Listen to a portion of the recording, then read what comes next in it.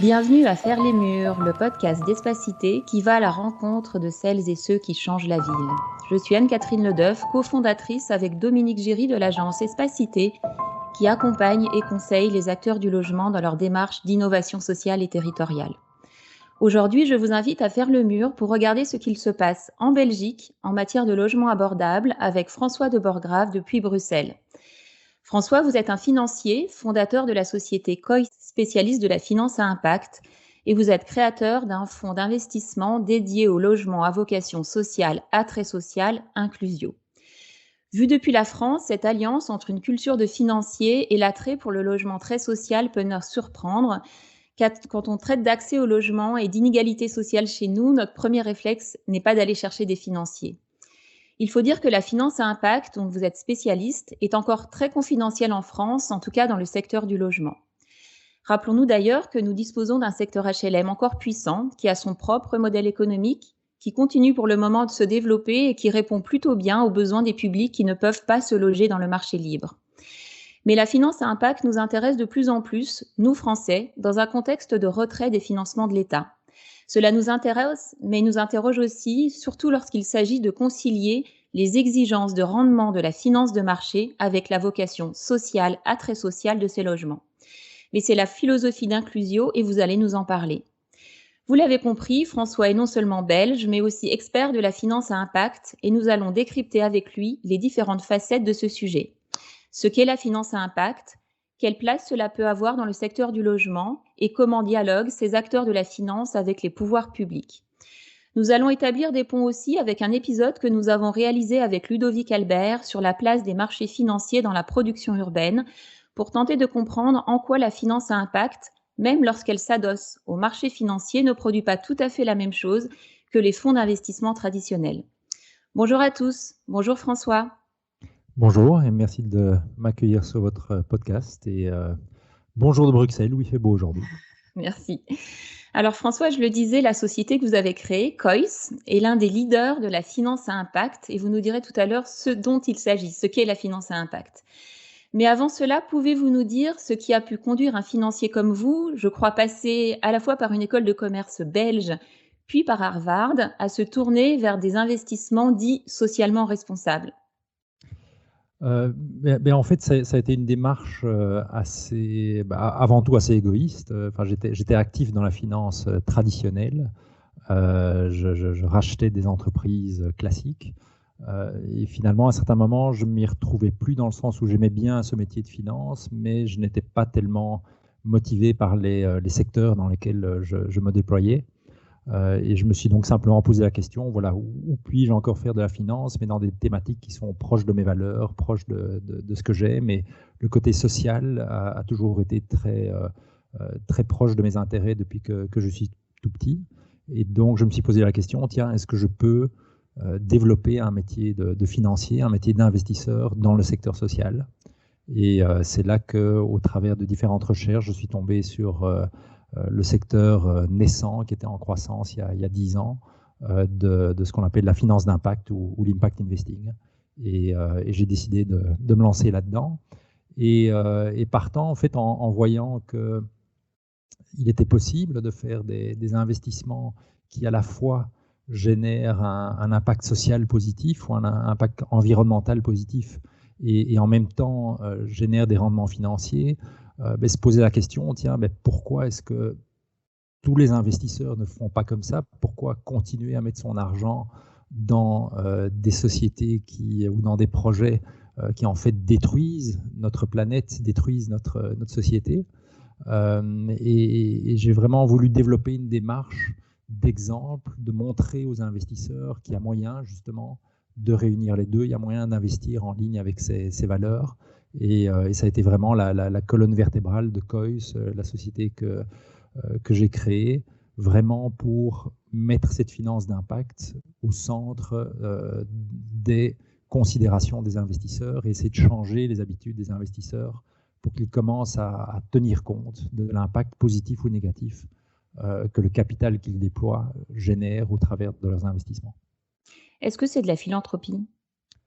Alors, c'est pas du tout de la philanthropie, c'est vraiment, je vais revenir sur le premier terme que j'ai utilisé, c'est égoïste, enfin, dans le sens où c'est vraiment faire fructifier son argent, faire placer son patrimoine dans un objectif de rendement et de finance classique dans le sens de l'objet qui est attribué à la finance. Par exemple, enfin voilà, c'est pour que les gens qui ont besoin de se constituer une pension puissent se constituer une pension, les gens qui ont besoin de se constituer un capital pour justement dans le futur s'acheter un appartement puissent développer ce patrimoine pour ce faire. Donc c'est vraiment dans un objectif effectivement de rentabilité et de développement de son patrimoine, même si effectivement on recherche en même temps et au cœur de ce qu'on fait cet impact social ou environnemental. Donc dans ce sens-là, on est tout à fait dans la même équipe que la philanthropie, mais on en est malgré tout très différents. Mmh. Et sur cette question du en même temps, c'est-à-dire en même temps un rendement financier et en même temps un impact social ou environnemental positif, quel est le point d'équilibre entre les deux? Est-ce que ça veut dire moins de rendement financier? Quel est le rapport, comment dire, performance financière et impact social et environnemental?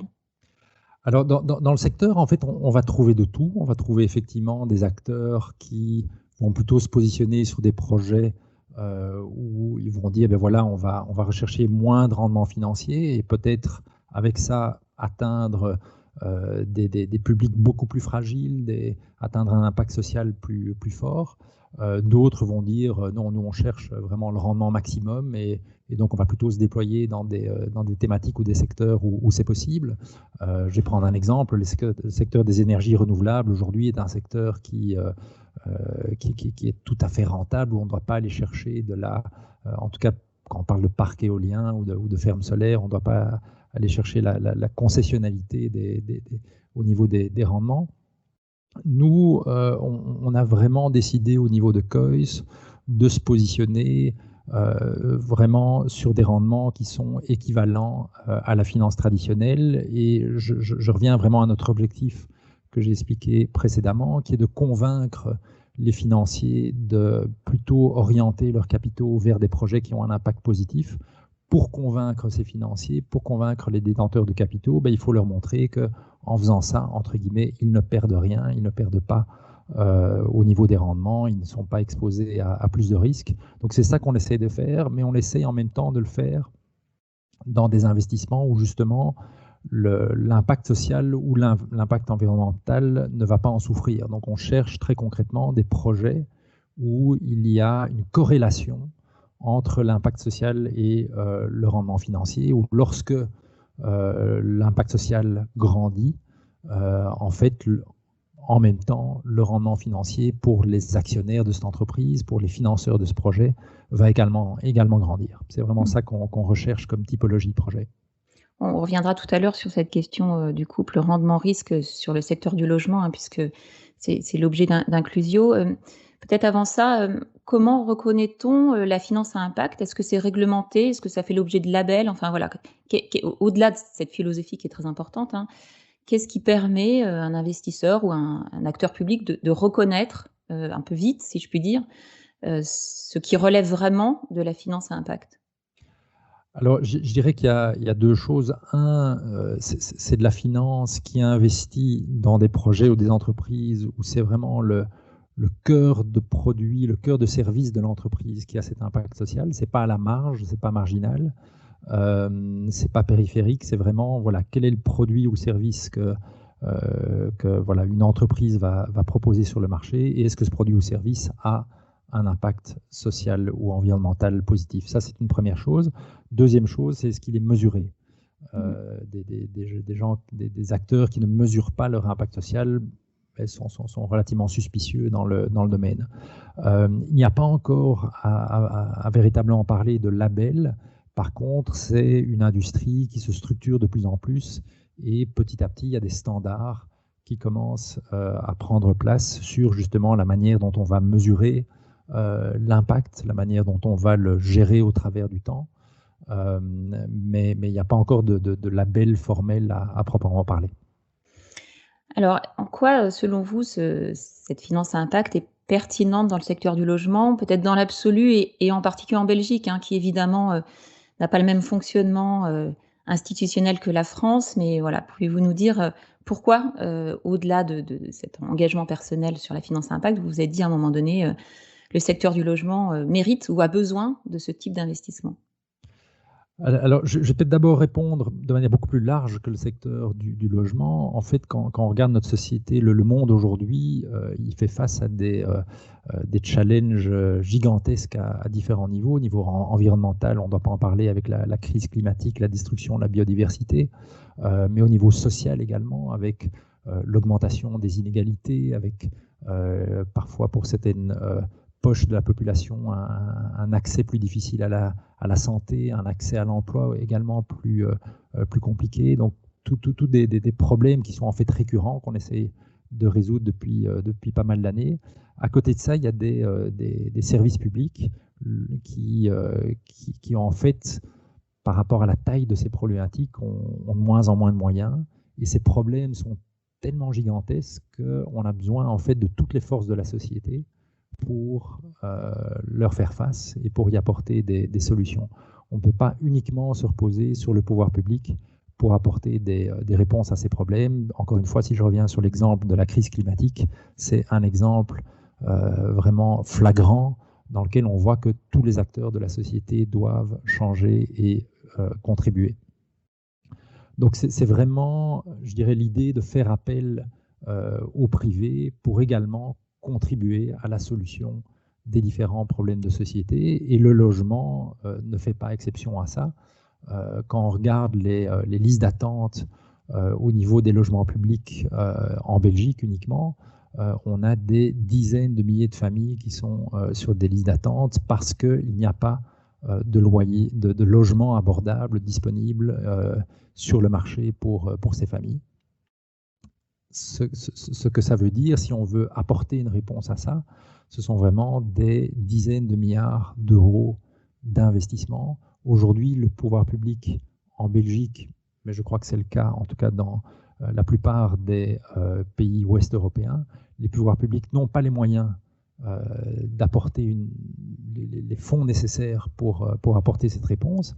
Et également, ils n'ont pas toujours la vitesse de déploiement qui leur permet d'apporter une réponse pour toutes ces familles dans un temps suffisamment rapide. Donc encore une fois, c'est vraiment l'idée de faire appel aux différentes forces de la société, y inclut le privé et y inclut le capital privé pour venir accélérer et appuyer cette démarche d'offre de logements sociaux sur le marché.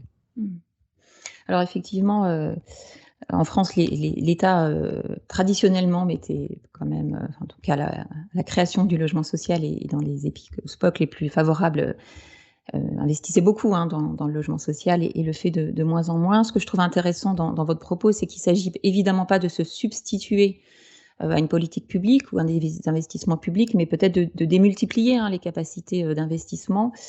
Et donc ça, vu de la France, je pense que c'est aussi intéressant de rappeler ce point-là. Alors peut-être comparaison entre la France et la Belgique. En Belgique, je crois que le parc social dit institutionnel représente à peu près 6% des résidences principales.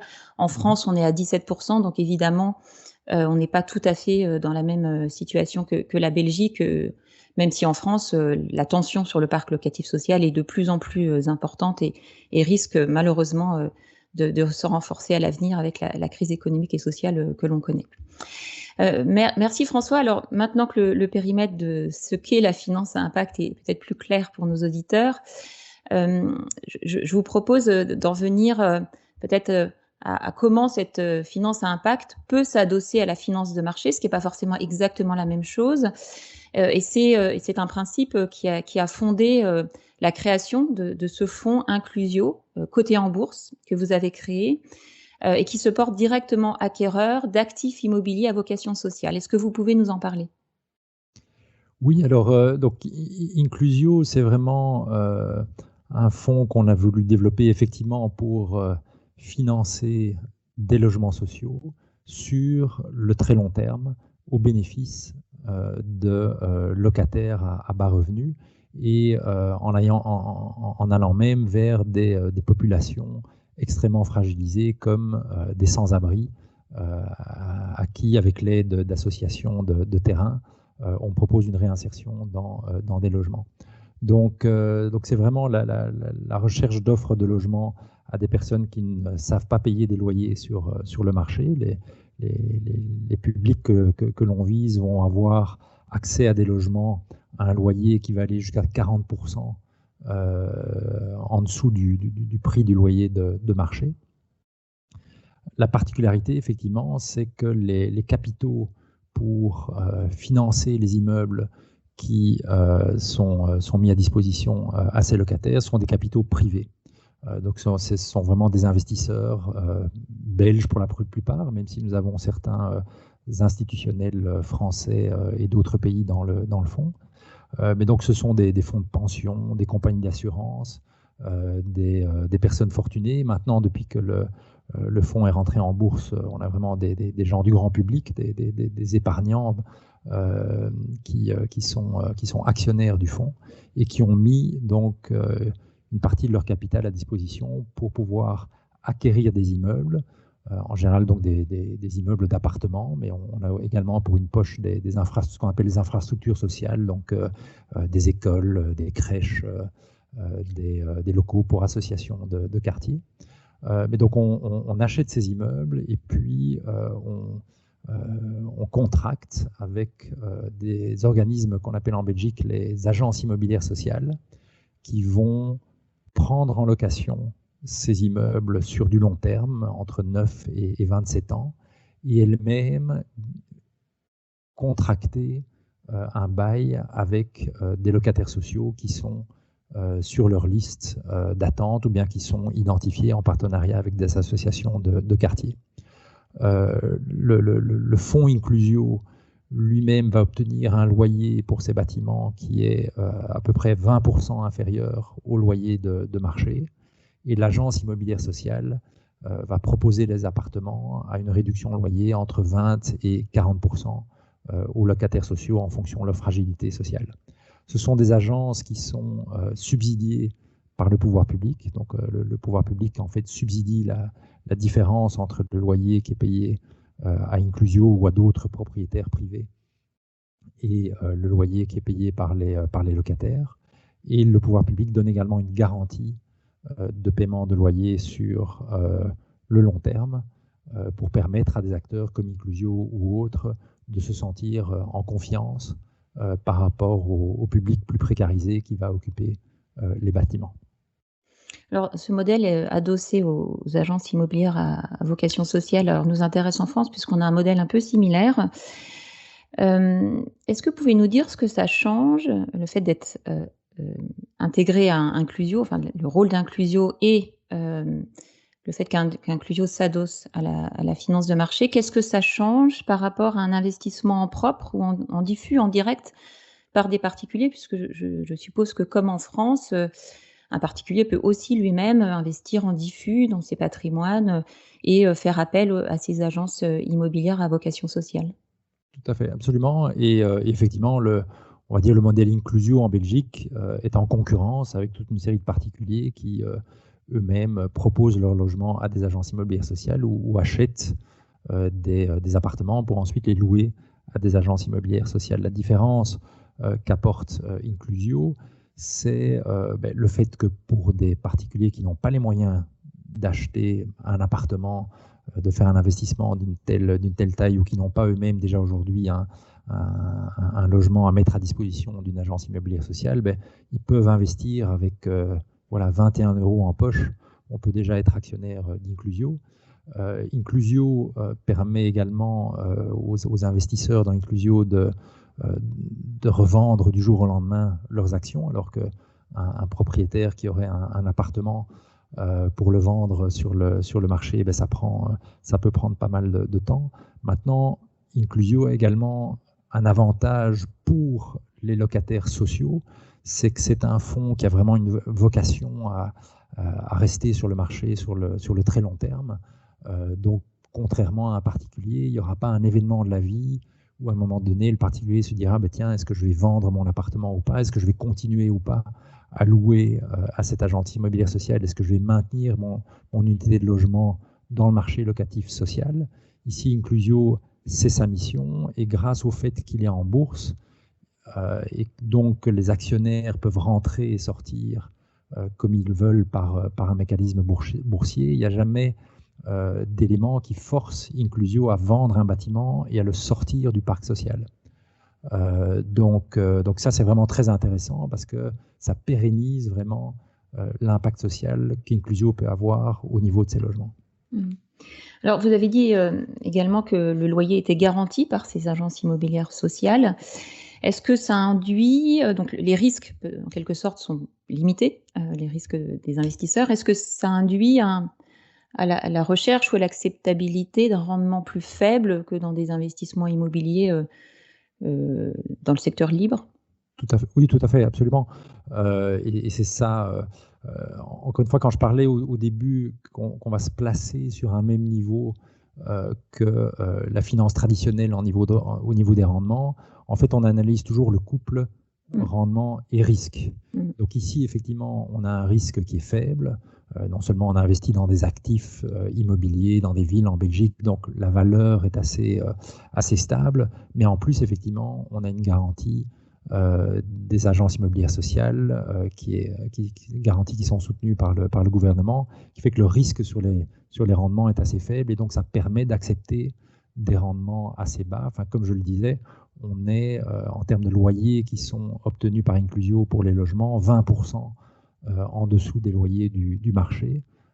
C'est vraiment la démonstration que du fait de cette garantie, on accepte des rendements inférieurs. Alors, j'indiquais tout à l'heure le regard un peu inquiet que portent les acteurs du logement en France, non seulement peut-être sur l'équilibre entre finalité sociale et finalité de rendement, mais aussi sur les effets de la finance de marché dans la production urbaine. Je vous propose d'écouter un extrait d'un épisode que l'on a réalisé avec Ludovic Albert, qui est chercheur et qui a beaucoup étudié en quoi cette finance de marché, autrement dit celle des fonds cotés en bourse, a des effets très concrets sur la manière dont la ville se fabrique et se transforme, et ensuite on va en parler. Quand on étudie comment la financiarisation altère les régimes de propriété, fondamentalement, ce qu'on interroge, c'est la reproduction des inégalités socio-spatiales, comme celle d'accès au logement, et de richesse. Bref, c'est des enjeux d'équité, de justice spatiale qui sont au cœur de cet agenda de recherche. Alors, Ludovic Albert pointe dans ce propos les mécanismes qui lient la finance de marché et les phénomènes d'égalité ou de ségrégation socio-spatiale. Et plus globalement, il montre dans ses travaux que les fonds ont souvent des critères d'investissement qui induisent des modèles urbains ou immobiliers très différents des autres modèles, et que ces mêmes critères renforcent finalement les mécanismes d'exclusion ou de ségrégation urbaine. Alors, on vient d'aborder cette question du juste équilibre entre rendement financier et impact social ou environnemental dans la finance à impact, et cette nuance avec la finance traditionnelle. Mais j'aimerais justement, pour revenir sur votre propos tout à l'heure, sur la durabilité des investissements, peut-être est-ce qu'on peut aller un peu plus loin et qu'on regarde peut-être la place des investissements d'un fonds comme le vôtre dans la ville, et plus globalement le positionnement d'Inclusio dans les marchés immobiliers.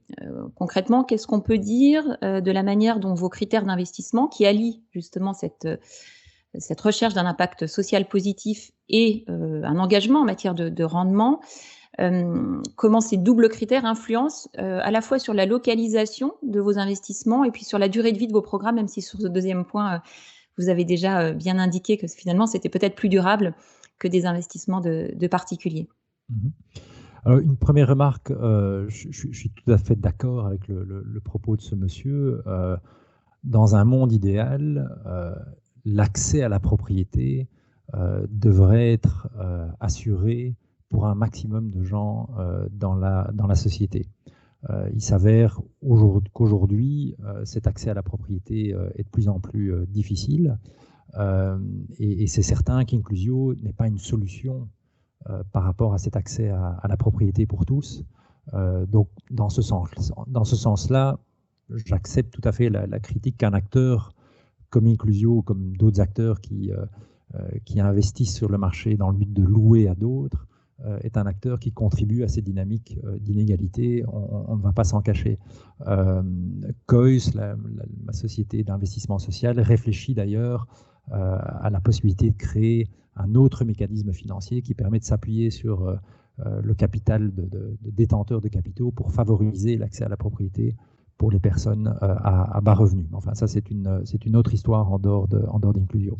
Donc, on est d'accord sur le constat. Maintenant, la différence entre un acteur comme Inclusio et un acteur, on va dire, de finance traditionnelle, c'est que Inclusio étant vraiment focalisé justement sur ce segment du logement social, s'il va mettre la main sur des bâtiments, sur des immeubles dans les villes, c'est pour continuer à affecter ces immeubles ou pour commencer à affecter ces immeubles à du logement social et donc du logement qui bénéficie aux plus démunis. Et effectivement, avec la perspective long terme que nous avons, la perspective de perpétuité en fait, il ancre vraiment ce logement social dans les territoires sur le long terme. Et il le fait d'une manière également qui est très décentralisée au travers des différents quartiers. Donc on évite justement l'effet ghetto, dans le sens où nous travaillons purement avec, je dirais, une logique financière où on essaie d'avoir un certain niveau de rendement pour un bâtiment.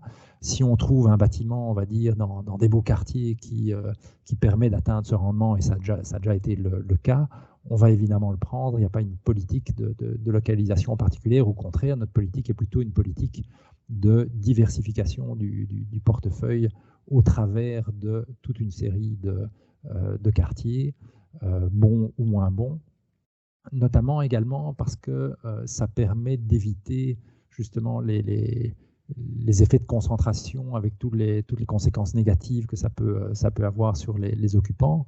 Notre parc immobilier va vraiment maintenir sa bonne valeur à partir du moment où les occupants qui y sont bien, ils vivent une vie agréable, une vie saine, plutôt qu'ils vivent dans des situations de stress, de conflit, qui amènent le plus souvent à la dégradation des logements.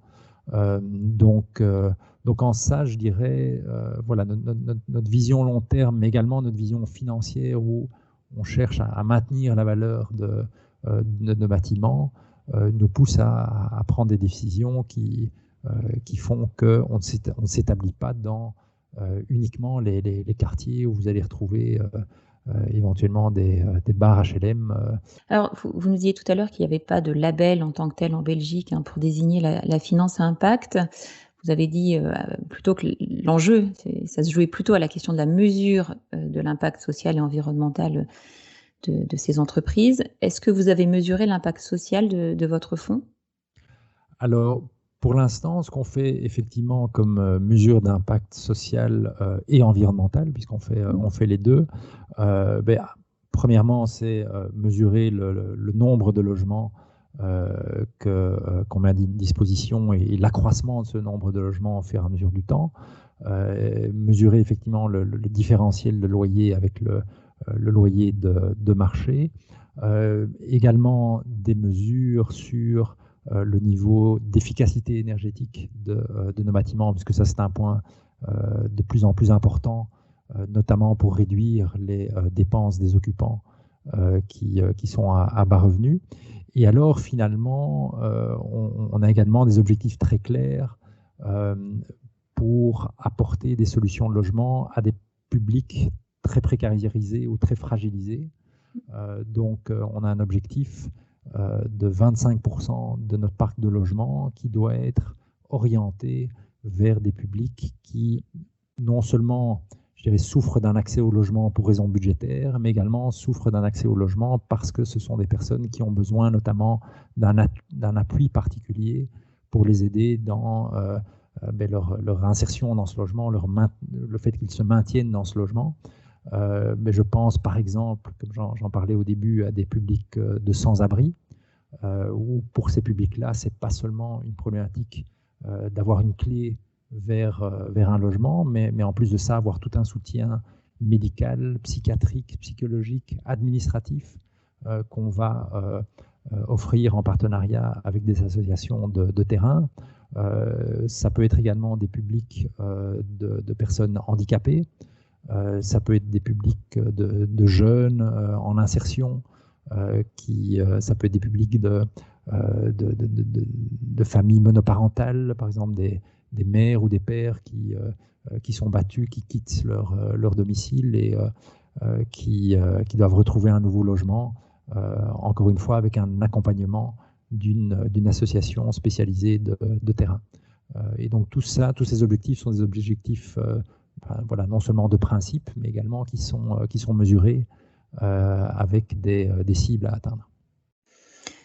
Alors, on a bien compris quelle est la stratégie d'un fonds à impact social comme Inclusio. On a vu aussi que la réglementation interférait plus ou moins directement avec ce modèle, avec cet intérêt des agences immobilières à vocation sociale et à des financements publics sur lesquels ce modèle s'adosse.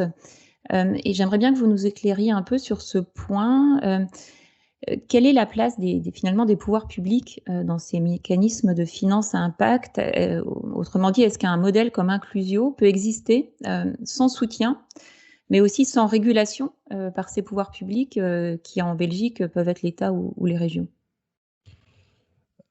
Alors, de manière générale, nous, on aime bien dans ces mécanismes que l'État ou le pouvoir public soit au centre, à tout le moins, la définition des principes par lesquels notamment les publics vont être choisis, par lequel on va dire le type d'intervention est orienté. Enfin, c'est important pour nous que ce qui relève, on va dire, du domaine public en matière de politique continue à être défini par le politique et par les pouvoirs publics. Donc, on est très content et très à l'aise qu'il soit au centre du mécanisme. Et par exemple, les agences immobilières sociales, le type de locataires qu'elles peuvent accueillir, l'ordre par lequel ces locataires peuvent être accueillis, tout ça est clairement défini par le législateur, et tant mieux, parce que sinon, il pourrait y avoir des dérives et des abus.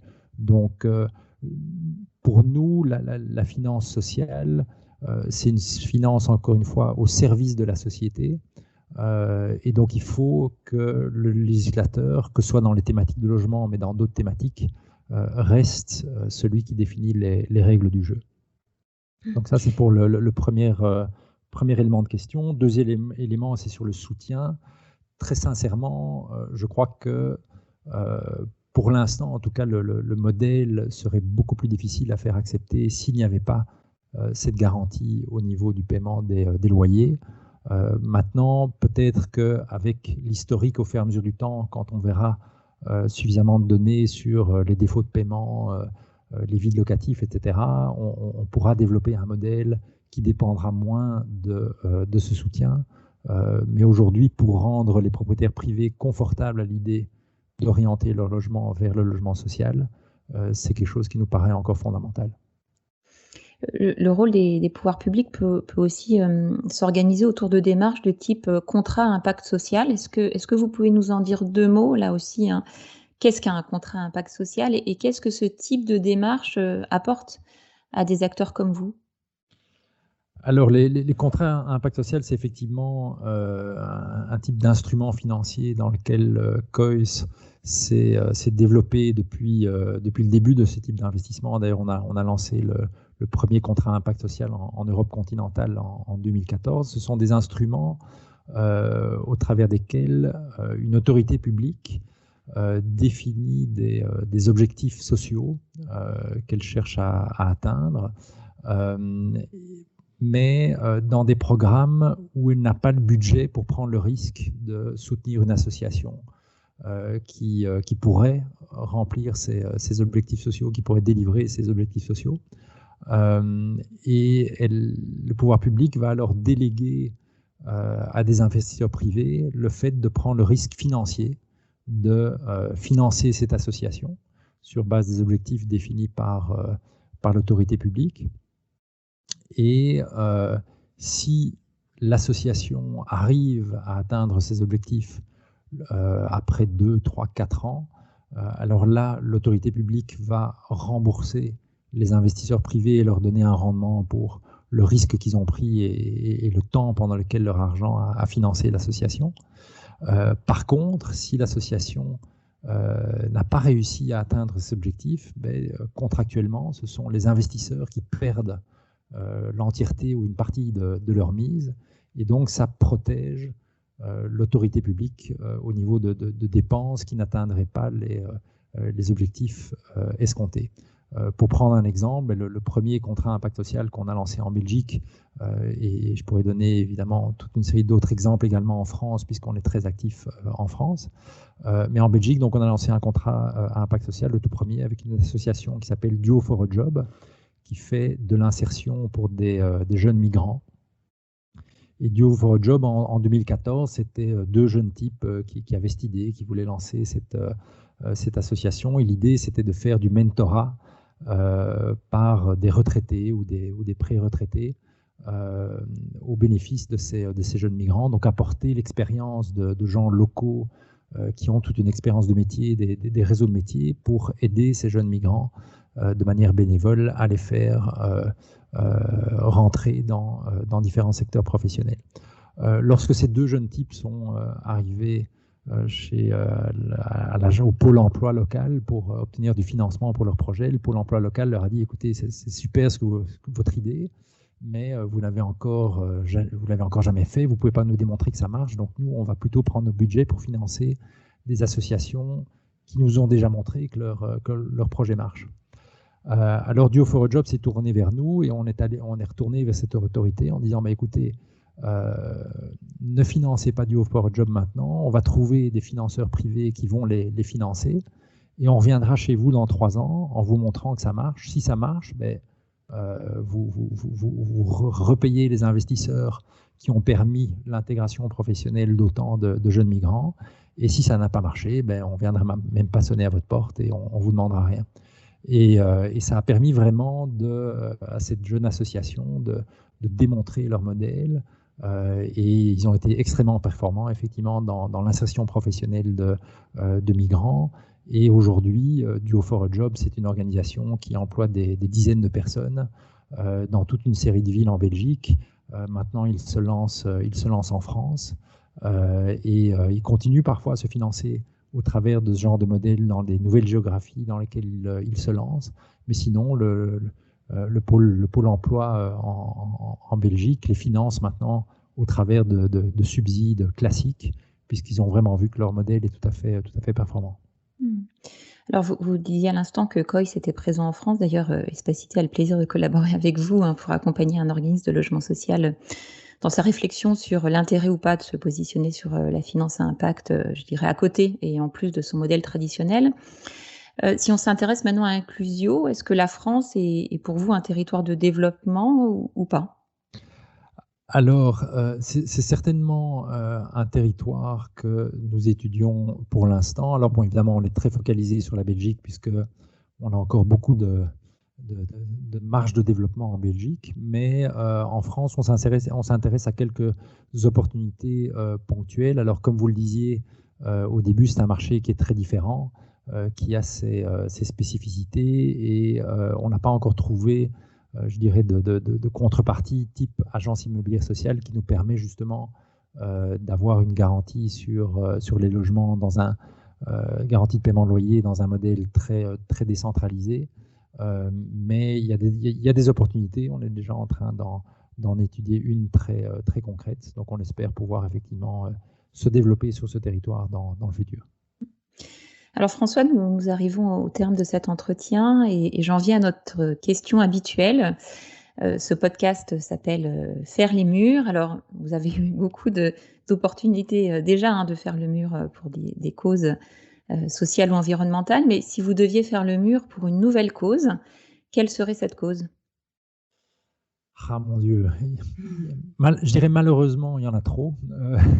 Non, moi, je dirais il y a plusieurs causes qui me motivent très fort pour l'instant, donc je vais donner une réponse multiple, excusez-moi pour ça. Première chose, et pour rester dans la thématique du logement, c'est l'efficacité énergétique des logements dans le contexte de la crise climatique. Je crois que ça, c'est quelque chose de fondamental et de très important. Autre chose, pour rester dans le secteur du logement, c'est est-ce qu'on peut mettre en place un mécanisme pour mettre fin complètement au sans-abrisme dans des villes. Je trouve ça sidérant qu'au XXIe siècle, on ait encore des gens qu'on abandonne dans les rues. Je ne comprends pas dans nos sociétés extrêmement riches comment c'est encore possible. Et alors, troisième point qui me tient à cœur, on en a parlé, c'est comment développer un mécanisme pour permettre l'accès à la propriété, effectivement, pour des publics plus fragilisés ou qui n'ont pas les moyens. L'accès à la propriété devient de plus en plus distant et éloigné pour les gens, notamment pour les jeunes. Or, c'est mon expérience personnelle, mais aussi ma conviction, c'est vraiment un élément d'ancrage et de stabilisation très fort pour des individus. Donc, comment rétablir un accès à la propriété pour le plus grand nombre. Ça c'est un autre sujet qui me motive beaucoup. Merci François. Je rappelle que vous êtes directeur général de Coist et d'Inclusio, société belge spécialisée dans la finance à impact. Si vous avez aimé faire le mur avec nous aujourd'hui, je vous invite à écouter notre 3e épisode consacré aux travaux de Ludovic Albert sur la financiarisation de la production urbaine, mais aussi notre 4e épisode faisant la synthèse de l'évolution du modèle du logement social à la française avec Jean-Claude Drian. À bientôt.